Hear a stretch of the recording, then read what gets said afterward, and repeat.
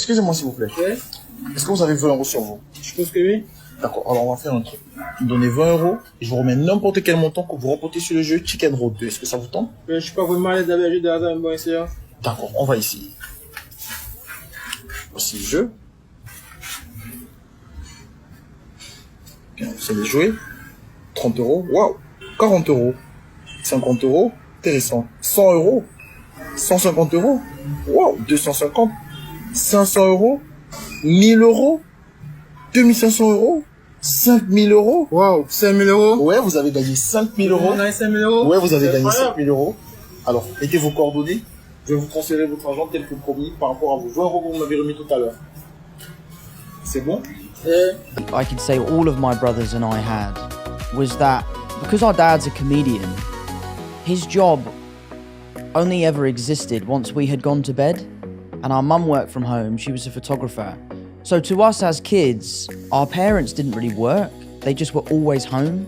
So we had this amazing foundation where no matter any time of the day, either mum or dad would be at the house. And we felt so kind of solid as a family, which is why like I kind of have this dream of one day having kids and putting my work to bed and just kind of being there as a dad. Because I really admire how my dad was around. You know, being a comedian is a very, very volatile job. The highs and lows are so extreme. And as kids, we never saw that. The only version of my dad I ever saw was the happy dad, let's go to the park. We used to play this game called Golf Goals where we would go down to the park. There's like this big blue metal goal and we would just fire golf balls into that goal every day, and he would give us 10p every time a ball went in the goal, and that was kind of the foundation of our golf and all that sort of stuff. So for me, broader than a core memory was the idea of always feeling connected and safe within my family unit. And I think a large portion of that is that my mum and dad have always been such a solid team, and they've always been there for us. Yeah, wow. Have they, as you've grown older, have they kind of opened up about some of the challenges that they were going through that they obviously didn't show you and your family when you were kids? Because I can imagine, we always talk about this, right? Like being a comedian is extremely difficult because you're making everyone else laugh. At the same time, it's a career path that, like you said, is completely volatile.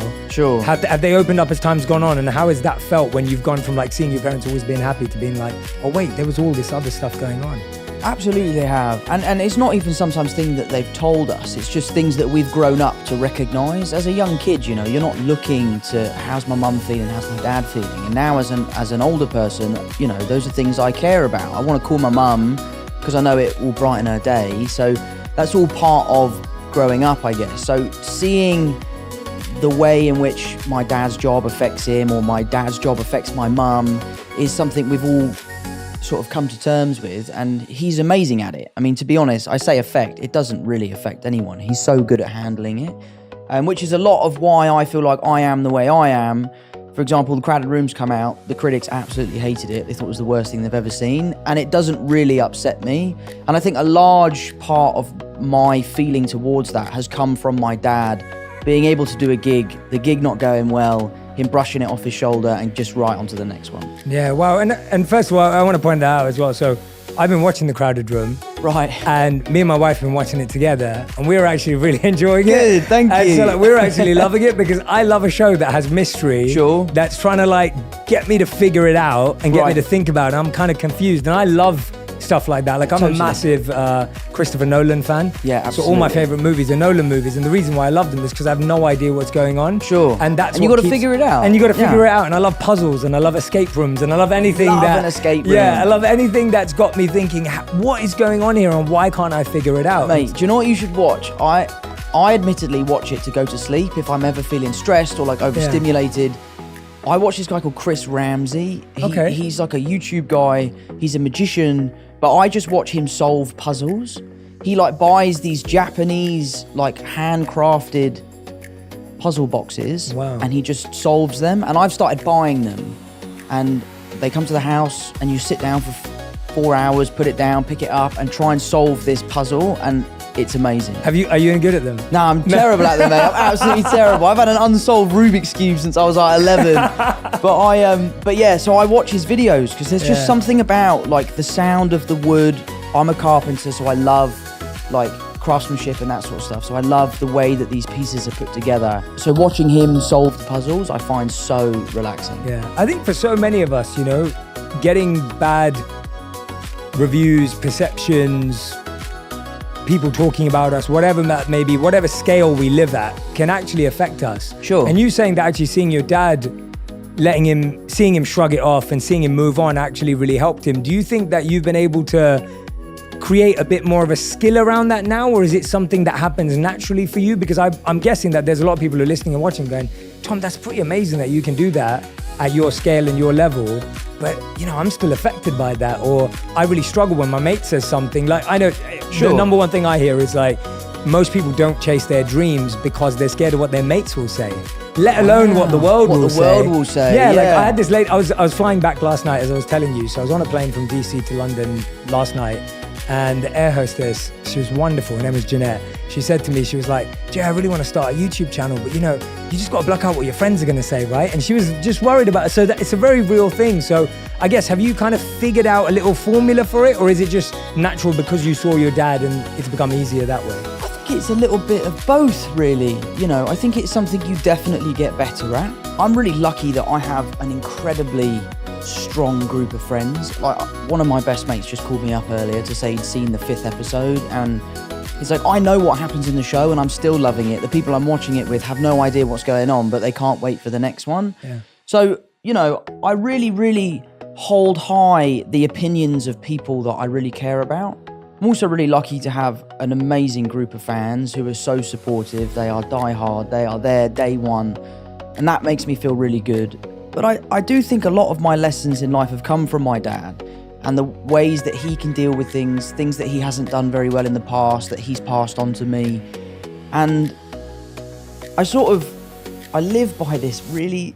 I don't actually know if Christian Bale did say this, but I think love he Christian did. Bale, so I love Christian we'll Bale. Say he said I it. Yeah, love Christian we'll say Bale. he said it. Yeah. But I think the quote is, if you have a problem with me, text me. And if you don't have my number, you don't know me well enough to have a problem with me. That is so good. And I think that is such a great piece of advice, because as a celebrity, you live on this stage, you live out there, you kind of give out a version of yourself that you want people to see. Mm-hmm. And that can be the version of yourself that they can have a problem with or they can love. And there is I feel like I'm quite authentic in my public persona, but I just try to really care about what my family thinks, what my friends think, what the people in my local community think. I live in Kingston, I know everyone that lives there. I can't walk 5 feet without bumping into one of my mum's friends. So it's something I've been working on. I try my best to not let that stuff affect me. It does. Yeah, of course. I'm not cold-hearted or anything like that. It does affect me, but I just try to move on and focus on the positives. Yeah, absolutely, absolutely. What was did you ever see your dad deal with everything and you thought, wow, that was incredible? Like, was there anything specific that you remember that, like, seeing him, like, tackle something and you thought, wow, that really impressed me, even if it was something really small in hindsight? I think the thing I admire most about my dad is his resilience.